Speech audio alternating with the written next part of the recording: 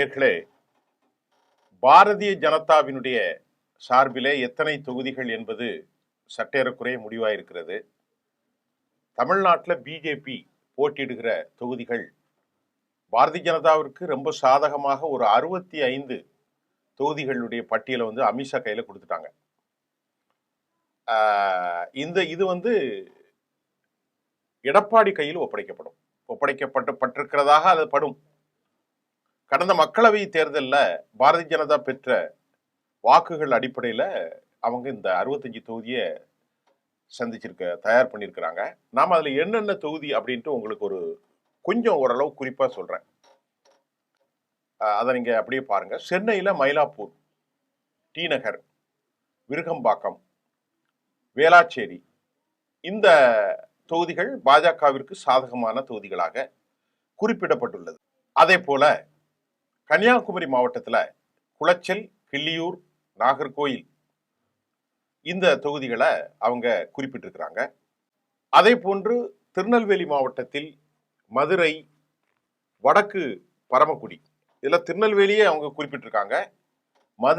மதுரையினுடைய வடக்கு பகுதி, அதே போன்று பரமக்குடி, சாத்தூர், பட்டுக்கோட்டை, நாங்குநேரி, கோவை வடக்கு, கோவை தெற்கு, கவுண்டம்பாளையம், பல்லடம், சூலூர், சிங்காநல்லூர் உள்பட ஒரு 65 தொகுதியில் 50 தொகுதிகள் பாஜகவிற்கு சாதகமாக அவர்கள் அடையாளம் காணப்பட்டதாக குறிப்பிடப்படுகிறது. இந்த தேசிய ஜனநாயக கூட்டணி மூலம் பாஜக வெல்லக்கூடிய அடையாளம் காணப்பட்ட அடுத்த 15 தொகுதிகளும் இடம்பெற்றிருக்கிறது. அதுல பிஜேபி மட்டும் 50, அவங்க கூட்டணி ஒரு 15, ஆக மொத்தம் 65.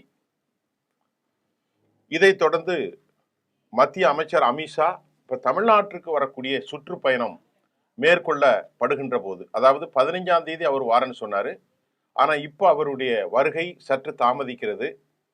ஏனென்று சொன்னால், அமித்ஷா தமிழக சுற்றுப்பயணம் மேற்கொள்ளும் போது இந்த பட்டியலை அவர் எடப்பாடி பழனிசாமியிடம் வழங்கப் போகிறார் என்கின்ற தகவல் உறுதியாயிருக்கிறது. இதுக்கிடையில தமிழ்நாட்டில் பாஜக வலுவாக உள்ள தொகுதிகள், நயினார் நாகேந்திரனுடைய பயணம், பல விஷயமான கை கொடுக்காது உள்ளிட்ட பல்வேறு அறிக்கைகளை தலைமையிடம் சமர்ப்பிச்சிருக்கிறாங்க. யாரு? Annamalai group. Annamalai and company என்ன சொல்றாங்கன்னா, அண்ணாமலை புகார் அடிப்படையில் நயினார் நாகேந்திரன் டெல்லிக்கு உடனடியாக அழைக்கப்பட்டதாகவும், அண்ணாமலை மீதான பல்வேறு புகார்களை அவர் ஆவணங்களோடு அளித்ததாகவும் கூறப்படுகிறது. என்ன சொல்லியிருக்கிறார்னா, தமிழ்நாட்டில் திருப்பரங்குன்றம் விவகாரத்தில் கடுமையான பரபரப்பில் இருந்த நேரத்தில் கூட பாரதிய ஜனதாவுடைய முன்னாள் தலைவர் அண்ணாமலை திடீரென டெல்லிக்கு சென்று உள்துறை அமைச்சரை சந்திச்சு அரசியல் வட்டாரங்கள்ல நிறைய பேசப்பட்டு பல கேள்விகள் எழுப்பப்பட்டது. தமிழ்நாடு பாஜக சமீப காலமாக அண்ணாமலையுடைய மன முரண்களுக்கு தனி கட்சி தொடங்க போகிறார், அவர் நயினார் நாகேந்திரனால் ஓரங்கட்டப்பட்ட செய்திகள் எல்லாம் வந்து கொண்டிருந்தது. அவரது டெல்லி பயணம் கூடுதல் பரபரப்பையும் ஏற்படுத்தி இருக்கிறது. அண்ணாமலையுடைய டெல்லி விசிட் குறித்து பாரதிய ஜனதா தலைவர்கள் நிறைய தகவல்களை அப்படி டிசம்பர் 4ஆம் தேதி நாம ஏற்கனவே சொல்லியிருந்தோம். அவர் திருப்பூர் மாநகராட்சி போராட்டத்திலிருந்து அழைக்கப்பட்ட அண்ணாமலை திருப்பூரிலிருந்து கிளம்ப தயாராக இருந்த நிலையில் கோவையிலிருந்து திருப்பூருக்கு போக நேரத்தில் அவர் டெல்லிக்கு போயிட்டாரு. என்ன விவகாரம் அப்படின்ட்டு பார்த்தா, அண்ணாமலை டெல்லி பயணம் மூலமாக என்ன சம்பவம் நடந்துச்சு அப்படின்னா, உயர்மட்ட ஆலோசனை குழு கூட்டம் நடைபெற்று உள்ளதாக தகவல் கிடைத்ததும் தன் எல்லா நிகழ்ச்சியும் அவர் ரத்து பண்ணிட்டு டெல்லிக்கு உடனே போயிட்டாரு. இதன் காரணமாக திருப்பரங்குன்றம் தொடர்பான பல போராட்டங்கள்ல அவர் நேரடியாக பங்கு பெறல. அமித்ஷா இல்லத்தில் நடைபெற்ற அந்த ஆலோசனை கூட்டத்தில் ஜே.பி. நட்டா, தேசிய அமைப்பு செயலாளர் பி.எல். சந்தோஷ் உள்ளிட்டவர்களும் கலந்து கொண்டார்கள். இந்த கூட்டத்தில் என்ன டிஸ்கஸ் நடந்துச்சு அப்படின்னு இப்போ செய்தி வந்திருக்கு. அமித்ஷா தமிழ்நாட்டுடைய கட்சியினுடைய அமைப்பு நிலவரங்கள், கூட்டணி நிலவரங்கள் எல்லாம் கேட்டாராம். அண்ணாமலை என்ன சொல்லியிருக்காருன்னா, பாஜக வலுப்பெற்று வருகிறது, ஆனா தேர்தலை சந்திக்கும் அளவுக்கு பூத் கமிட்டிகள் இன்னும் உருவாகல. தற்போது நாம வெறும் 62 தொகுதிகளில் மட்டும்தான் வலுவா இருக்கிறோம். இப்போதைய கூட்டணி மட்டும் வைத்துக்கொண்டு தேர்தலெல்லாம் நாம சந்திக்க முடியாது, பலன் கிடைக்காது. தேமுதிக, பாமக, அமமுக போன்ற கட்சிகளை உள்ள கொண்டு வர வேண்டும் என்று கூறியதாகவும் சொல்லப்படுகிறது. அண்ணாமலை சொன்ன கருத்து இது. இந்த கருத்தை கவனமாக கேட்டுக்கொண்டு இந்த கருத்தை தொடர்ந்து கும்பகோணத்தில் நடைபெற்ற நிர்வாகிகள் கூட்டத்தில் அண்ணாமலை பங்கேற்கவில்லை. ஏன் பங்கேற்கவில்லை என்ற கேள்வியை BL சந்தோஷ் RSS தலைவரும் பாஜக தலைவரும் எழுப்பியிருக்கிறார். அதற்கு பதிலளித்த அண்ணாமலை, ஆனா கட்சியில எனக்கு எந்த பொறுப்பும் இல்லை. நீங்க பாருங்க, கோவா, கேரளா உள்ளிட்ட மாநிலங்கள்ல நீங்க கொடுத்த பணியை நான் ரொம்ப சிறப்பா செய்து முடிச்சிட்டேன். ஆனா என் ஆதரவாளர்கள் தொடர்ந்து கட்சி பொறுப்பில் இருந்து தொடர்ந்து நீக்கப்படுறாங்க. கும்பகோணம் கூட்டத்திற்கு முன்பே கூட சிலர் நீக்கப்பட்டார்கள்.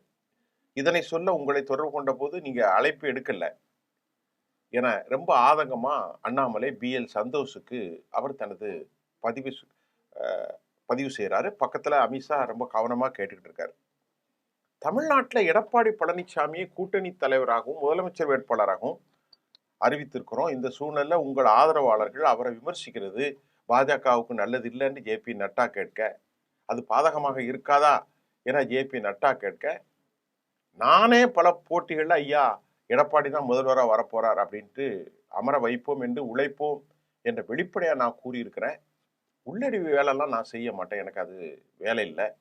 திமுக IT விங்கில இருந்து இந்த மாதிரி சில விஷயங்களை அவர்கள் பரப்பி விடுகிறார்கள் என்று அண்ணாமலை BL சந்தோஷ் மற்றும் நட்டாவுக்கு பதில் அளிச்சிட்டார். இதையும் அமைதியா கேட்டுட்டு இருக்காரு. யாரு?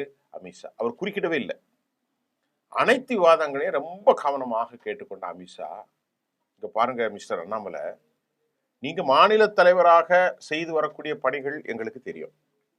உங்களிடம் சில தவறுகள் இருக்கலாம், அதை திருத்திக் கொள்ளுங்க. கூட்டணிக்கு எந்த பாதிப்பும் வரக்கூடாது. விரைவில் சென்னை வருகிறேன். அப்போது சின்ன சின்ன சமூக தலைவர்களெல்லாம் நம்ம சந்திக்க போறோம். சாதிய பிரதிநிதிகளை சந்திக்க போறோம். கட்சியை ஒருங்கிணைக்கும் பணியை மேற்கொள்ளுங்க. நயினார் நாகேந்திரன் மாநில தலைவராக வந்ததுக்கு சில காரணங்கள் இருக்கு அண்ணாமலை.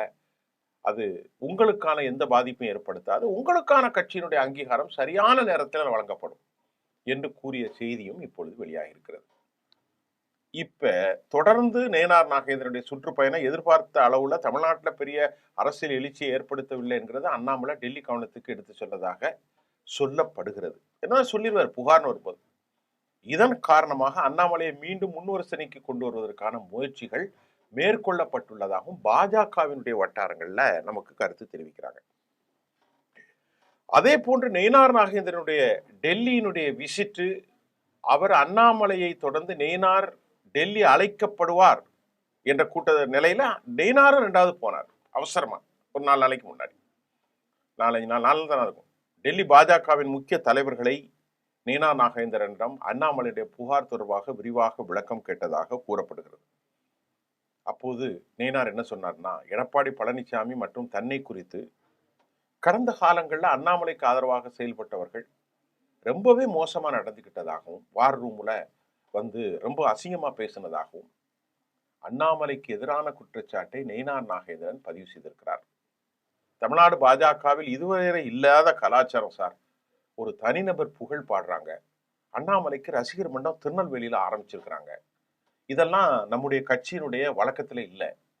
நயினார் நாகேந்திரன் இந்த மாதிரி விஷயங்கள் எல்லாம் ரொம்ப தெளிவா சொல்லியிருக்காரு. அண்ணாமலைக்கு தனியாக ரசிகர் மன்றம் அமைக்கிற அளவுக்கு போயிட்டாங்கன்னா நயினார் நாகேந்திரன் கடும் புகாரை அண்ணாமலை மீது சொன்னதையும், நயினார் நாகேந்திரன் சொன்னதை எல்லாவற்றையும் எடை போட்டு பாரதிய ஜனதா விரைவில் ஒரு முடிவு எடுக்கும் அப்படின்னு டெல்லியிலிருந்து தலைமையிலிருந்து செய்திகள் வந்திருக்கிறது. அண்ணாமலையின் மீது நயினார் கூறியிருக்கக்கூடிய புகார்களை இது மட்டுமல்ல, ஏராளமான புகார்களை அடுக்கியிருக்கிறார். இது ஒரு புறம் இருக்க, டிடிவியை சேர்க்கிறதா, பன்னீர்செல்வத்தை சேர்ப்பதா, தேசிய ஜனநாயக கூட்டணியில் இருந்து விலகுவதாக அவங்க 2 பேரும் அறிவிச்சிருக்கிறாங்க. இதற்கான முயற்சியை அண்ணாமலை எடுத்துக்கொண்டு வருவத நிலையில அண்ணாமலையின் மீது அதிருப்தியில் இருக்கக்கூடிய தமிழ்நாட்டுடைய முதலமைச்சர் வேட்பாளராக அறிவிக்கப்பட்டிருக்கக்கூடிய எடப்பாடி பழனிசாமி நயினார் நாகேந்திரன் டெல்லிக்கு போறதுக்கு முன்னாடி ரொம்ப நேரம் ரொம்ப மனம் விட்டு பேசியிருக்கிறார். பாருங்க மிஸ்டர் நயினார், எனக்கு எதிராக இருக்கக்கூடியவங்கள கட்சியில சேர்ந்து மீண்டும் கூட்டணிகளை குழப்பத்தை ஏற்படுத்துறாரு. அதிமுகவிலிருந்து பிரிந்து சென்ற இவர்களை எல்லாம் OPS எல்லாம் நான் சேர்க்க மாட்டேன் அப்படின்னு பழனிசாமி பேசி வரும் நிலையில அவர்கள் அண்ணாமலை மறுபடியும் தனியாக தனித்து பேசுவது கூட்டணிக்குள்ள குழப்பத்தை வராதா? இதெல்லாம் நீங்க டெல்லியில சொல்ல மாட்டீங்களா? அப்படின்ட்டு ரொம்ப கொதிச்சு சொல்லியிருக்கிறார் கிரீம்ஸ் ரோட்ல. யாரு? எடப்பாடி. இதையெல்லாம் கேட்டுக்கொண்டு கண்டிப்பா அண்ணன் நான் டெல்லியில சொல்றேன் அப்படின்ட்டு எடப்பாடி பற்றிய இந்த தகவல்களையும் டெல்லிக்கு எடுத்துட்டு போயிருக்கார். யாரு? நேனார். அவர் அதையும் சொல்லிட்டார். நமக்கு சொன்னது கொஞ்சம் தானே கிடைச்சிருக்கு. நிறைய இன்னும் அதிகமான தகவல்கள், புகார்கள் வண்டி வண்டியா இருக்கான் அண்ணாமலை மீது. தனிப்பட்ட தாக்குதல், பெண்கள் மீது தாக்குதல்லாம். ஆக இப்படி நிர்வாகரை வெளியேற்றி தற்போதுள்ள அதிமுகவிலிருந்து ஒரு சில நிர்வாகிகளை வெளியேற்றி வலுவான அமைப்பை ஏற்படுத்த நான் முயன்று வரும் நிலையில யார் சொல்றாலாம்? எடப்பாடி. அண்ணாமலை இப்படி செஞ்சு கட்சிக்கு எதிரானவர்கள் எல்லாம் ஒன்றிணைக்கணும்னு வாய்ப்பாக அமைந்து விடும் என்னும் அண்ணாமலை மீது மறுபடியும் எடப்பாடி நேனார்கிட்ட ரொம்ப சீறி இருக்கிறாங்கிறதும், அது எடப்பாடி நேரடியாக என்கிட்ட சொன்ன செய்தியை நான் சொல்லிட்டேன் அப்படின்னு அவர் சொல்லியிருக்கிறார். ஆக டெல்லியினுடைய தலைமை 50 இடங்கள்ல கண்டிப்பான உறுதி, 15 தங்கள் கூட்டணி. இதுக்கு இடையில அண்ணாமலை பற்றி வண்டி வண்டியாக புகார்கள். அண்ணாமலையும் நேனாருக்கு மீது மற்றும் தலைவர்களின் மீது வண்டி வண்டியாக புகார்கள். குறிப்பாக எடப்பாடிக்கும் அண்ணாமலைக்கும் கடுமையான முறுவல் நிலை இருக்கிறது. அதனாலதான் வானகரம் கூட்டத்துல CV சண்முகம் பேசும்போது துரோகிகளையும் எதிரிகளையும் அடையாளம் கண்டுடலாம், கூட இருந்து குழிப்பறிப்பவனெல்லாம் அடையாளம் காண முடியாதுன்னு அவருக்குரிய ஸ்டைல்ல அவர் பேசினது பாஜகவை தான் என்று சொல்லப்படுகிறது. குறிப்பாக அண்ணாமலை. இப்ப இதெல்லாம் அவர் எடுத்து சொல்லியிருக்கிறார். யாரு? நேனார் நாகேந்திரன். இந்த மாதிரி நிறைய விஷயம் இருக்கு. கூட்டணியில நாம கால் பதிக்கணும். இப்ப இல்லாட்டா கூட அடுத்த 5 வருஷத்துல. அதுக்கு முன்னாடி நம்ம இப்ப இருக்கிற சூழ்நிலையில பிஜேபியை வந்து வளம் பெறுவோம்னா ஏடிஎம்கே முதுகுல ஏறணும். ஏடிஎம்கேல எடப்பாடி தான் கட்சி. அதை கெடுத்து மண்ணலி போடுற மாதிரி அண்ணாமலை நடக்கிறாரு.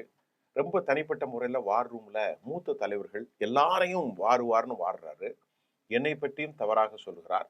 இப்படி எல்லாம் அவர்களுக்குள்ள ஒரு பிரச்சனை வரும்போது அண்ணாமலைகிட்ட கும்பகோணம் மேல கலந்துகிடல BL சந்தோஷ் கேட்கும்போது நான் இப்படி என்ன கலந்துக்குவேன், எனக்கு என்ன பதவி இருக்கு, என் ஆட்களே தொடர்ந்து நீக்கிறாங்கன்னா அவர்கிட்ட இதெல்லாம் நான் வந்து பார்க்குறேன்னு இப்போ அமித்ஷாவுடைய வருகை தள்ளி போவதற்கு காரணம், இன்ன வரைக்கும் யாரும் சேர்றதுக்கு தயாரா இல்லை.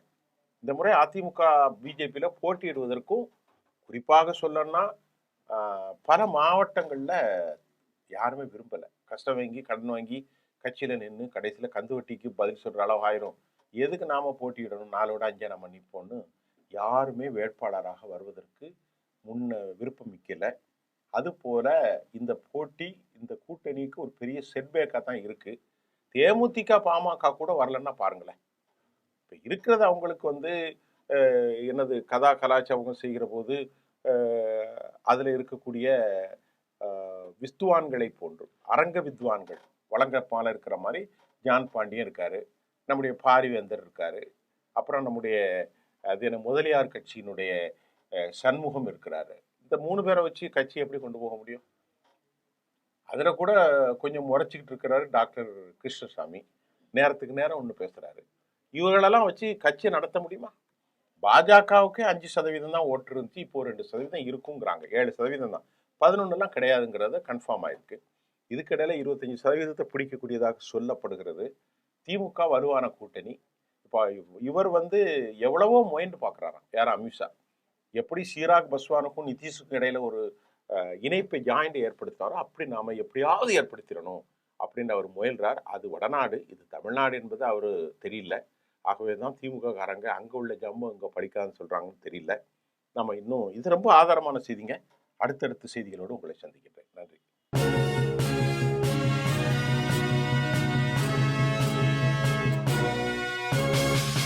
உடனுக்குடன் அப்டேட் தெரிந்து கொள்ள ஜெம் டிவி தமிழ் ஆப்பை இன்ஸ்டால் செய்யவும்.